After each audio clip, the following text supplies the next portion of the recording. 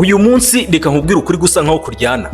Bisa nkaho bigoye cyangwa binagoyemo gutera imbere ejo hazaza cyangwa waguke mu by'ubukungu niba udakorana n'isoko ry'imari n'imigabane.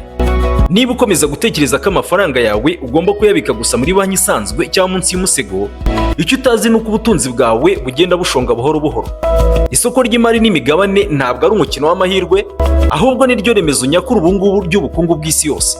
Uyu munsi ibigo bikomeye cyane ku isi nka Apple, Amazon, Microsoft cyangwa Tesla ni sosiyete zifite ubutunzi bwinshi ubarirwa muri za miliyoni z'amadolari. Icyo utazi ni uko nta n'imwe muri izo sosiyete yageze aho iri uyu munsi kubera ko abayobozi bazo bari bafite amafaranga menshi mu mifuka yabo kuva zikivuka. Oya, zateye imbere kandi zigera ku gasongero k'ubukungu bw'isi kubera ikintu kimwe rukumbi: isoko ry'imari n'imigabane. Ntabwo wibeshye ku byo wumvise, ni ukubera isoko ry'imari n'imigabane. Mu mwaka w'1792 mu mujyi wa New York muri Leta Zunze Ubumwe za Amerika ntabwo hari amagorofa maremare nk'uko tuyabona uyu munsi, hari n'imihanda y'ibitaka.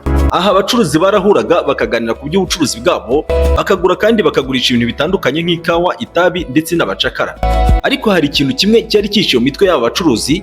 Icyo kintu ni uburyo bwo kubaka ubukungu burambye. Ku itariki 17 Gicurasi 1792 abagabo 24 b'abacuruzi bahuriye munsi y'igiti cy'umunyinya cyari giherereye ahitwa 68 Wall Street. Uyu mubare 68 ni adresse cyangwa nimero y'inzu aho hari igiti cy'umunyinya gifatwa nk'ikimenyetso cy'aho isoko ry'imari n'imigabane ryatangiriye. Uwo munsi basinye amasezerano yoroheje yaje guhindura isi burundu. Ayo masezerano niyo yabaye imbarutso y'icyo tuzi uyu munsi nka New York Stock Exchange, isoko ry'imari n'imigabane rya mbere rinini ku isi. Kuki aba bagabo babikoze? Ntabwo ari uko bari bafite amafaranga menshi, ahubwo bari barasobanukiwe ikintu kimwe gikomeye. Basobanukiwe ko kugira ngo wubake ubwambi bw'ubukungu udashobora kubikora wenyine, ahubwo uba ukeneye guhuza imbaraga n'abandi, kandi ko uba ukeneye gushyira amafaranga yawe mu bintu bikura, ndetse niyo waba usinziriye amafaranga yawe agakomeza yiyongera. Bari bazi ko gushyira hamwe imari bituma bashobora gukora ibintu bikomeye batashobora gukora buri wese ku giti cye.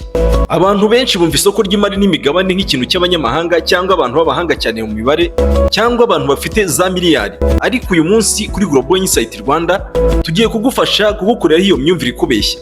Tugiye kukwereka ko iri soko ari ryo password yonyine yizerwa yagufasha kuva ku muvuduko umeze nk'uw'akanyamasyo mu by'ubukungu ukinjira mu rugendo rw'ubukire nyakuri. Niba uhora utegereje umushahara gusa, niba uhora uvuga ko utazigera ukira kuko udafite igishoro kinini, iki kiganiro kigiye guhindura ubuzima bwawe. Tugiye kureba isoko ry'imari n'imigabane mu buryo bwimbitse cyane. Ntuve kuri iyi video utumvise neza iby'ubwenge byagufasha mu iterambere. Menya amateka, wumve n'inama zifatika zizagufasha kuba umushoramari w'umunyabwenge w'uyu munsi ndetse n'ahazaza. Ariko icyiza watangira uyu munsi kuko ejo ni imva y'inzozi nyinshi. Murakaza neza kuri Global Insight Rwanda, aho tugufasha kuzamura money mindset yawe tukakugira injijuke mu by'ubukungu. Kora subscribe niba utarayikora, injira mu rugendo rwo gufungura amaso yawe ku butunzi bwihishe. Muhawe ikaze. Global Insight Rwanda. Open your mind. See beyond. Ubundi isoko ry'imari n'imigabane ni iki kandi rikora rite? Mbere yuko twinjira mu buryo bwo gushora imari, tugomba kubanza gusobanukirwa ikiri isoko ari cyo mu buryo bw'amateka n'ubumenyi. Isoko ry'imari n'imigabane ntabwo ari imashini y'amahirwe, ni urubuga rwo guhuza abafite imishinga nk'ibigo n'abafite amafaranga, mbese abashoramari. None se umugabane wo ni iki? Iyo uvuze umugabane uba uvuze agace gato k'uburyo ikigo runaka kimeze. Tekereza ikigo nka MTN Rwanda cyangwa banki ya Kigali BK. Ibi bigo bifite agaciro ka za miliyari. Iyo bigurishije imigabane ku isoko biba bivuze ngo wowe usanzwe duha amafaranga yawe tuyakoreshe twagura ibikorwa, hanyuma nawe umwe muri ba nyiri iki kigo. Iyo ufite umugabane umwe gusa wa BK, uba uri umwe muri ba nyiri BK. Ntabwo uri umukozi wayo, ahubwo uri umuyobozi wayo mu rwego rw'uburyo bwo kugira ijambo ku ngano y'inyungu. Ibi bituma ufite uburenganzira ku nyungu ikigo kizunguka, ndetse n'agaciro kacyo nikazamuka kazazamukana n'umugabane wawe cyangwa se imigabane yawe irimo. Kugira ngo ubyumve neza, reka dufate urugero rw'iduka ry'umuturanyi wawe. Niba iryo duka rifite agaciro ka miliyoni 10, maze umuturanyi wawe akakubwira ati mpa miliyoni 1, uba ufite 10% by'iri duka, iyo miliyoni ushyizemo niyo yitwa umugabane. Iyo iryo duka ryungutse nawe uhabwa 10% by'inyungu yaryo. Iyo iduka ryagutse rikaba rifite agaciro ka miliyoni 100, ya 10% yawe uba ufite agaciro ka miliyoni 10. Uko niko isoko ry'imari n'imigabane rikora, ariko ku rwego rw'ibigo binini cyane. hari icyitwa isoko rya mbere n'isoko rya kabiri, primary market and secondary market. Iri ryo tandukaniro rukomeye abantu benshi batumva batanazi. Primary market cyangwa isoko rya mbere, aha ni hahandi ikigo kiza bwa mbere kikavuga kiti turashaka abanyamigabane bashya. Iyo uguze imigabane hano, amafaranga yawe ajya mu kigo kugira ngo cyagure ibikorwa byacyo. Ibi nibyo byitwa mu Cyongereza initial public offering. Twabigereranya nk'igihe umubyeyi abyaye umwana, mbese ni intangiriro y'ubuzima bushya bw'ikigo ku isoko ry'imari. Secondary market cyangwa isoko rya kabiri, aha niho abantu benshi bakorera. Iyo ikigo cyamaze kwinjira ku isoko, abantu batangira kugura no kugurisha imigabane hagati yabo. Hano amafaranga ntabwo aba akijya mu kigo, ahubwo abajya mu mufuka w'umuntu wakugurishije umugabane. Isoko ry'imari rya Kigali, Rwanda Stock Exchange, ni urugero rw'isoko rya kabiri, aho tugura imigabane ya BK, MTN cyangwa Bralirwa hagati yacu. Iri soko ni ryo rituma imigabane igira icyitwa mu Cyongereza liquidity, ubushobozi bwo guhindurwa amafaranga vuba. Reka tuvuge ku mikorere y'ibiciro, icyitwa supply and demand. Ubundi kuki igiciro cy'umugabane wa MTN cyangwa n'ibindi bigo kizamuka uyu munsi ejo kikamanuka? Igisubizo kiri mu ihame rya supply and demand. Niba ikigo cyatangaje ko cyungutse cyane cyangwa niba hari ikoranabuhanga rishya cyazanye, abantu benshi bazashaka kugura imigabane yacyo. Kubera ko imigabane ari mike, iyo bimeze gutyo igiciro cy'imigabane kigomba guhita kizamuka. Noneho niba habayeho ibinyuranye n'ibyo, wenda hari amakuru mabi nka ruswa, igihombo cyangwa imihindagurikire mibi y'ubukungu, abantu bazashaka kuyigurisha vuba vuba. Icyo gihe igiciro cy'imigabane kizamanuka. Muri business IQ ugomba kumenya ko isoko ry'imari atari umwaku cyangwa amahirwe, ahubwo ari isesengura ry'imikorere y'ibigo n'uburyo abantu babona ejo hazaza habyo. Isoko ry'imari ni nk'indorerwamo yerekana uko ubukungu bw'igihugu cyangwa bw'isi uko buhagaze. Ese ubundi kuki ushora imari? Ese wari uzi ko niba ufashe amafaranga yawe ukayabika mu rugo cyangwa ukayashyira kuri konti isanzwe ya banki, uba uri gutakaza agaciro kayo buri munsi? Dore impamvu. Hari icyitwa mu Cyongereza inflation, izamuka ry'ibiciro. Inflation ni nk'umujura utagaragara wiba agaciro k'amafaranga yawe. Tekereza ku mafaranga 1000 wari ufite mu mwaka w'ibihumbi 2000. Icyo gihe washoboraga kugura ibintu byinshi, wenda nk'imyenda 2 cyangwa ibiryo by'umuryango wose. Ariko uyu munsi cya gihumbi cyawe gishobora kugura gusa isabune imwe cyangwa umugati umwe. Mu by'ukuri ingano y'amafaranga ni imwe, ariko ibyo ugura ntabwo bingana, byaragabanutse. Rero isoko ry'imari n'imigabane nicyo gikoresho cya mbere cyagufasha gutsinda inflation cyangwa izamuka ry'ibiciro, ukanubaka ubutunzi burambye. Reka turebe uburyo butatu bw'ingenzi wungukiramo mu buryo burambuye. Uburyo bwa mbere ni ubw'inyungu ku migabane, icyitwa dividend. Tekereza ufite inzu ikodeshwa, buri kwezi umukiriya aguha amafaranga y'ubukode. Mu isoko ry'imari, dividend ni nk'ayo mafaranga y'ubukode. Iyo ikigo nka Bralirwa cyangwa I&M bank cyungutse, gishobora gufata igice cy'inyungu kikakigabanya abanyamigabane bacyo bose. Ikiza cy'inyungu ku migabane ni uko uyihabwa utiriwe ukora na rimwe. Ni passive income nyakuri. Hari abantu benshi ku isi babaho gusa bishingikirije inyungu bahabwa ku migabane yabo. Niba ufite imigabane myinshi mu bigo bitandukanye, ushobora kugeraho amafaranga uhawe nk'inyungu ku mwaka ahwanye cyangwa arenga umushahara wawe.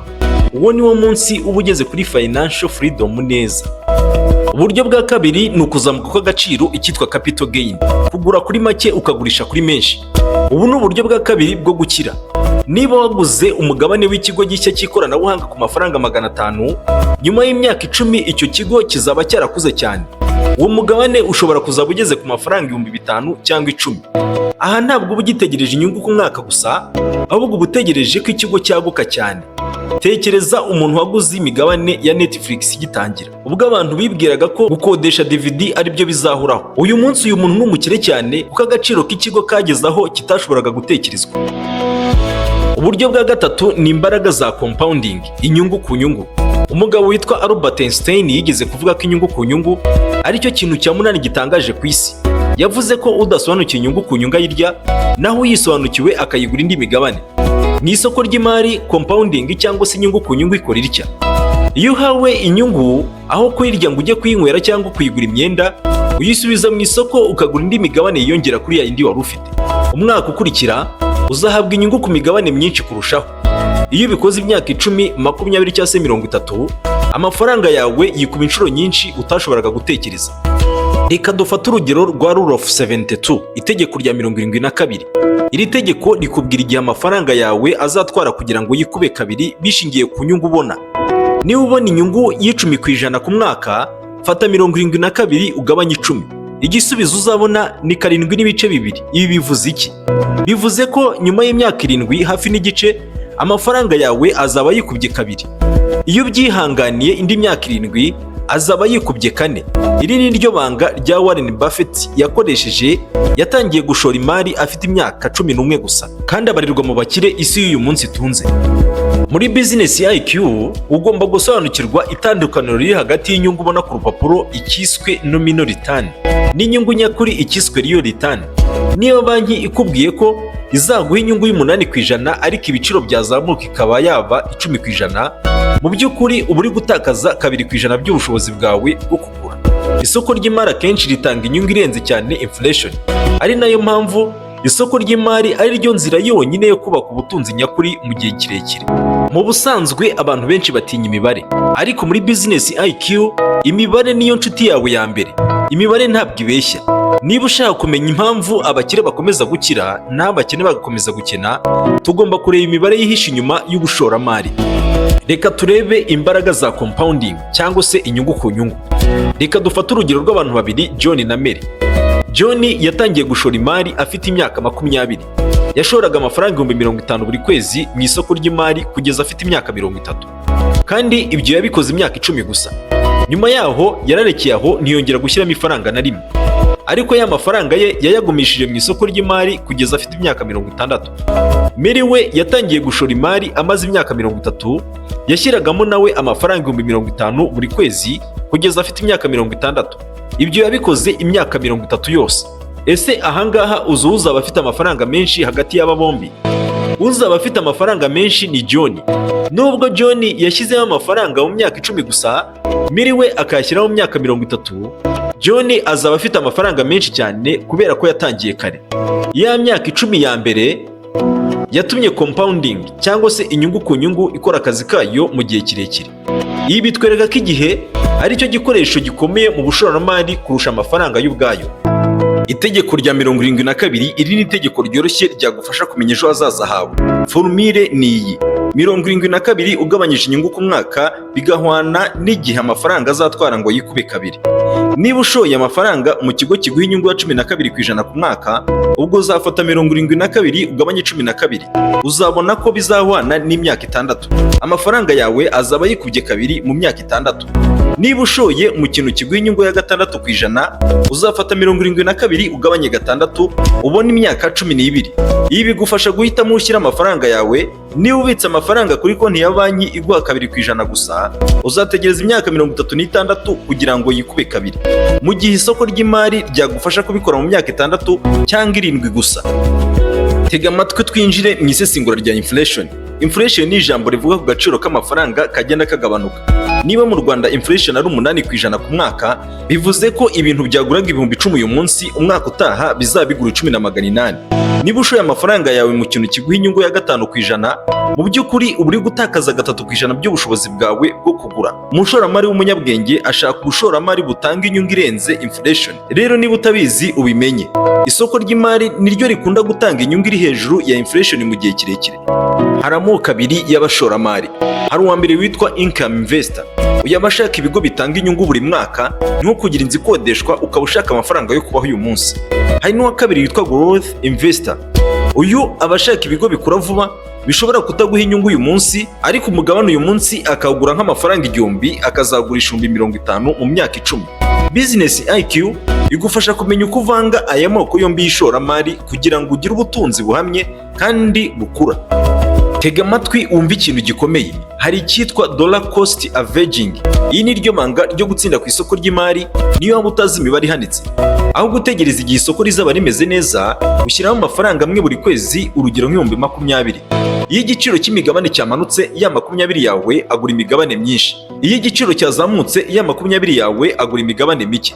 Mu gihe kirekire uzabikora, uzaba waraguze imigabane myinshi waguze igihe isoko ryari rimeze nabi. Iri ni ryo banga ryo kutagira ubwoba iyo isoko ryamanutse.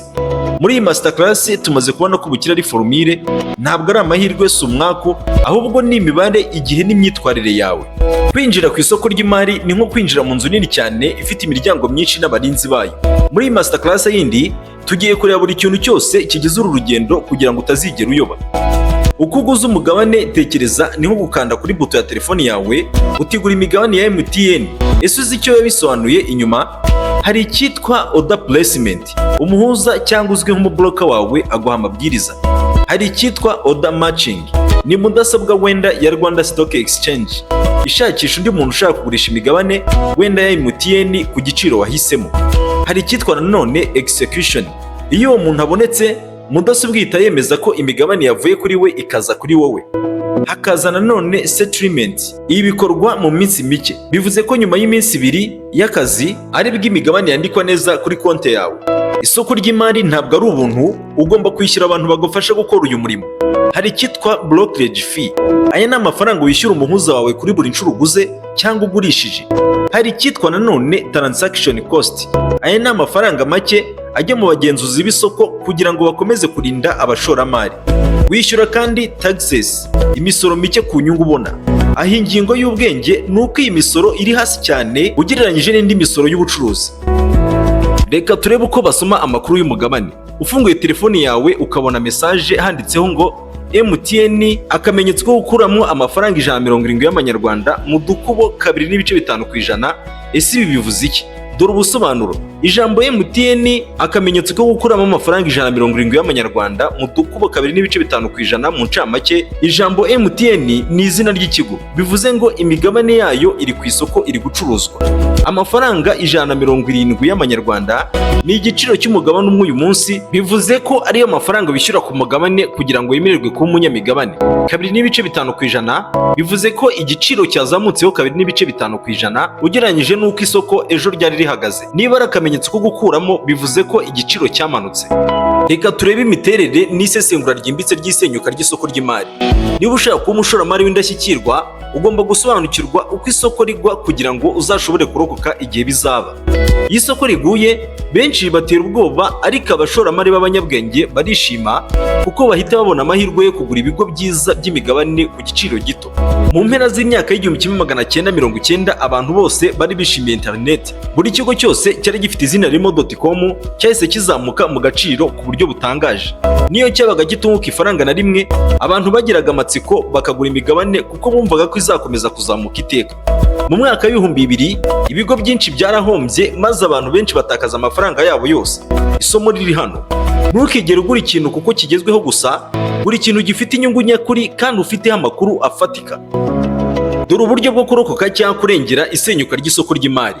Don't panic. Iyo isoko ryamanutse abantu benshi baragurisha. Iri ni ikosa rikomeye. Niba warashoye mu bigo byiza, uzategereze bizongera bizamuke. Keep cash ready. Sigaza amafaranga atari mu mishinga ako kanya. Abashoramari bakomeye bagira amafaranga abitswe ya emergency fund. Iyo isoko ryaguye, bakoresha aya mafaranga kugira ngo bagure indi migabane myinshi kandi ku giciro cyo hasi. Kuri icyitwa diversify cyangwa gukwirakwiza amafaranga mu bintu bitandukanye. Niba ufite amabanki, inganda n'impapuro za leta, izi zizwi nka bonde, niyo amabanki yagira ikibazo, bonde zawe zizagufasha kukurinda igihombo. Umushoramari mwiza w'umunyabwenge ni nk'umukanishi ufite ibikoresho byose bikenewe. Muri masterclass yindi tugiye kureba ibikoresho bya business IQ bizagufasha gufata icyemezo cy'ubwenge. Ibi nibyo bizagufasha kumenya agaciro nyakuri k'ikigo. Reba balance sheet.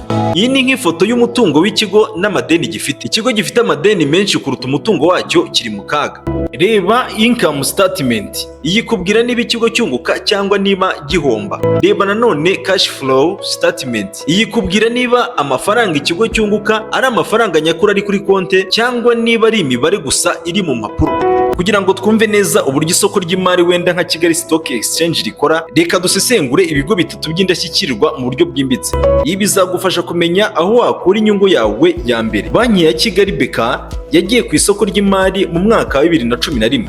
Icyo gihe umugabane umwe wagurishwaga ku mafaranga 125, izamuka mu myaka 15 ishize. Igiciro cy'umugabane wa BK cyagiye kizamuka kigera kuri 250 kugeza kuri 300 bitewe n'igihe. Nubwo ntacyo bampaye ngo mbamamaze, ariko BK izwiho gutanga inyungu zishimishije ku bashoramari bayo buri mwaka.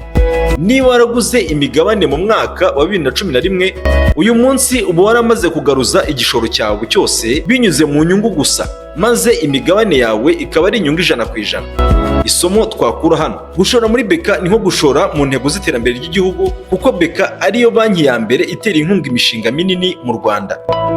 Ikigo cya kabiri ni Bralirwa, nayo igira inyungu ihoraho. Bralirwa nicyo kigo cya mbere cyageze muri Rwanda Stock Exchange. Ku isoko, Bralirwa ifite isoko ridashobora guhagarara, abantu bazakomeza kunywa Primus, Mutsingi n'iyo ubukungu bwabo bumeze nabi. Ku nyungu, Bralirwa ikunze gutanga dividend nziza cyane, ibi bituma iba ikigo cyiza ku bantu bashaka amafaranga yo kubaho buri mwaka. Isomo twakura hano: ibigo bicuruza ibintu abantu bakoresha buri munsi nibyo biba byizewe mu gutanga inyungu ihoraho. Ikigo cya gatatu, MTN Rwanda, nayo yageze ku isoko mu buryo budasanzwe bwa listing by introduction muri 2021. MTN ntabwo ikiri ikigo cy'itumanaho gusa, yabaye ikigo cy'imari binyuze muri mobile money. Tugiye mu gaciro, uko abanyarwanda barushaho gukoresha telefone mu kwishyura no mu buzima bwa buri munsi, niko agaciro ka MTN kazakomeza kuzamuka. Isomo twakura hano: gushora mu kigo cy'ikoranabuhanga biba bivuze gushora mu bihe biri imbere. Impapuro za leta, government bonds, aha ni mu mutekano 100%. Niba uri umuntu utinya ibyago, bonds za leta nicyo gisubizo cyawe. Ku nyungu, leta y'u Rwanda itanga inyungu iri hagati ya 11% na 13% ku mwaka. Ibi ni byiza cyane ugereranyije n'inyungu za banki zisanzwe ziba ziri munsi ya 5%. Uburyo bwo gutangira: ushobora kugura bond utangiriye ku mafaranga 100,000 y'amafaranga y'u Rwanda. Inyungu uyihabwa buri mu mezi 6 kuri konti yawe ya banki. Isomo riraha: bondi niyo nzira nziza yo kwizigamira ejo hazaza, urugero nko kwishyura ishuri abana n'izabukuru, kuko amafaranga yawe aba arinzwe na leta. Muri iyi masterclass tumaze kubona ko mu Rwanda hakiri amahirwe menshi. Isoko ry'imari rya Kigali riracyari rito, bivuze ko abantu baryinjiramo uyu munsi aribo bazaba ari abamiliyoneri mu myaka 10 cyangwa 20 iri imbere. Nawe gerageza uzabone umwe muri abo bamiliyoneri. Isoko ry'imari ntabwo ari imibare gusa, ni 80% bya psychology. Icyemezo ufata cyo kugura no kugurisha kenshi ntigiterwa n'ubwenge, ahubwo giterwa n'amarangamutima yawe. Muri iyi masterclass yindi ikurikiye, tugiye gusesengura imitego 5 ugomba gutsinda kugira ngo ube umukire. Hari umutego witwa fear of missing out. Iyo ubonye inshuti yawe yaguze umugabane runaka maze ukazamuka cyane, uhita wumva nawe ushaka kugura vuba vuba ngo udasigara. Ukuri nuko, akenshi iyo uguze muri ubwo buryo, uba uguze igiciro cyamaze kugera hejuru, nyuma yaho gato igiciro kigatangira kumanuka maze ugahomba. Icyo wakora: ntuzigere ugura ikintu kuko buri wese arimo kukivuga, gura kuko ufite isesengura ryawe wakoze kandi uzi impamvu icyo kigo gifite agaciro. Umutego wa kabiri ni uwitwa loss aversion, ubwoba bwo guhomba. Daniel Kahneman yerekanye ko abantu bamazwa no guhomba 1000 kurusha uko bishimira kunguka 1000.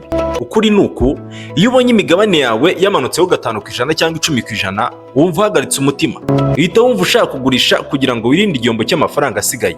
Iri ni ikosa rya short term thinking. Uko wabikora: umushoramari mwiza areba imyaka 10, ntabwo areba icyumweru kimwe. Iyo igiciro kimanutse ku kigo cyiza, uba uhawe amahirwe yo kugura imigabane myinshi ku giciro gito. Umutego wa gatatu ni uwitwa confirmation bias, kureba ibyo ushaka gusa. Iri ni ikosa ryo gushaka amakuru ashyigikira gusa ibyo wibwira cyangwa wemera. Niba ukunda ikigo runaka, uba ushaka gusoma inkuru nziza gusa zikivugwaho, maze ukirengagiza ibimenyetso byerekana ko gifite ibibazo. Uko wabikora: buri gihe jya ushaka amakuru avuguruza ibyo ugitekerezaho, ibi bizagufasha gufata icyemezo gifite ishingiro. Umutego wa kane ni uwitwa recency bias, kwibwira ko ibiriho uyu munsi bizahoraho. Niba isoko ryarazamutse mu mwaka ushize, twibwira ko rizahora rizamuka. Niba ryaraguye, twibwira ko rizahora rigwa. Ibi bituma abantu binjira mu isoko igihe ryuzuye, icyo twakwita nk'umururumba, maze bakanarisohokeramo hafi rimwe igihe ryuzuye ubwoba. Uko wabikora: isoko ry'imari rigenda mu byiciro, nta kintu kizamuka iteka kandi nta n'ikintu kizagwa iteka. Ba umunyabwenge mu kureba ibintu by'igihe kirekire. Umutego wa gatanu ni uwitwa anchoring bias, kuguma ku giciro cya kera. Iyo ubonye umugabane waraguraga 500 maze ukagera ku mafaranga 1000, uhita wumva uhenze cyane kuko wawuguze ku giciro cy'amafaranga 500 wamenye mbere. Ibi bituma ukora amakosa yo kutagura ibigo bikura, kuko uhora utegereje ko igiciro kigarukaho cyari kiri kera. Menya ko isesengura ry'uyu munsi n'ejo hazaza niryo rigenzura igiciro, ntabwo ari amateka ya kera gusa. Intwaro y'abakire: ubukire ntibuterwa n'uko uri umuhanga cyane cyangwa ufite impamyabumenyi z'ikirenga, ahubwo buterwa n'uko ufite discipline. Discipline yo gushyiraho amafaranga buri kwezi n'iyo isoko ryaba rimeze nabi. Discipline yo kudakora kuri aya mafaranga niyo waba ukeneye kugura ikintu runaka. Discipline yo kutagira ubwoba iyo abandi bose babufite. Muri iyi masterclass dushoje tumaze kubona ko intambara ikomeye mu bushoramari atari isoko, ahubwo ni umuntu ubona mu ndorerwamo buri gitondo ari wowe n'imyitwarire yawe. Niba ushobora kuyobora amarangamutima yawe, isoko ry'imari rizakubera inzira nziza y'ubukire butagira iherezo.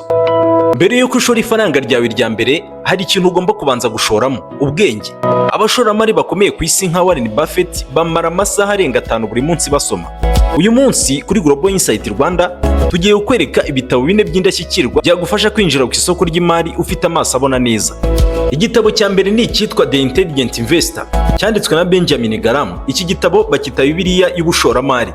Graham yigisha ko umushoramari w'umunyabwenge atari ushaka inyungu z'umurengera mu munsi umwe, ahubwo ari uwurinda igishoro cye agashaka inyungu ishingiye ku isesengura ry'agaciro nyakuri k'ikigo. Isomo ry'ingenzi: isoko ry'imari rimeze nk'umuntu ufite uburwayi bwo mu mutwe twakita nka Mr. Market. Hari igihe aba yishimye cyane akaguha igiciro gihanitse, hari igihe aba ababaye akaguha igiciro cyo hasi cyane. Umushoramari mwiza akoresha ayo mahirwe aho kugira ngo amarangamutima ya Mr. Market amuyobore. Igitabo cya kabiri ni icyitwa The Psychology of Money, cyanditswe na Morgan Housel. Iki gitabo ntikivuga ku mibare, kivuga ku buryo dutekereza. Housel avuga ko ubukire atari ibijyanye n'ubwenge bwinshi, ahubwo ari ibijyanye n'imyitwarire. Rero ubushobozi bwo kwihangana no kudakora amakosa akomeye igihe isoko rimeze nabi nibyo bituma abantu bakira, ntabwo ari ukumenya imibare gusa. Igitabo cya gatatu ni icyitwa Rich Daddy Poor Daddy, cyanditswe na Robert Kiyosaki. Iki gitabo cyahinduye isi uburyo ubonamo amafaranga. Kiyosaki atwigisha itandukaniro riri hagati ya asset, ibintu bishyira amafaranga mu mufuka wawe, na liability, ibintu bikura amafaranga mu mufuka wawe. Isomo ry'ingenzi: isoko ry'imari ni ryo buryo bworoshye bwo kugura asset zizagutunga mu busaza utiriwe ukoresha imvune z'umubiri. Igitabo cya kane aricyo cya nyuma ni icyitwa A Random Walk Down Wall Street, cyanditswe na Barton Markiel. Iki gitabo kigufasha gusobanukirwa ko nta muntu ushobora kumenya icyerekezo cy'isoko ry'imari buri munsi. Markiel asaba abashoramari gukoresha index fund mu gushora mu bigo byose icyarimwe aho kugerageza guhitamo ikigo kimwe gusa. Tumaze umwanya utari muto tuganira ku isoko ry'imari n'imigabane, twabonye amateka yaryo kuva New York kugeza i Kigali, twasisenguye imibare y'ubukire, twabonye ibyago n'imitego, ndetse twabonye n'uburyo psychology yawe ariyo nkingi ya mwamba. Isoko ry'imari n'imigabane ntabwo ari ikintu cy'abakire gusa, ni ikintu cyawe wowe ufite icyerekezo cy'ejo hazaza.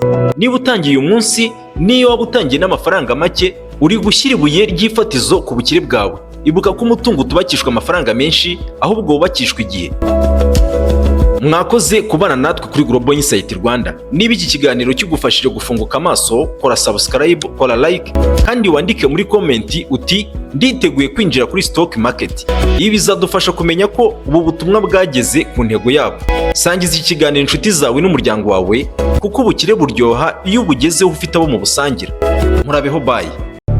Global Insight Rwanda. Open your mind. See beyond.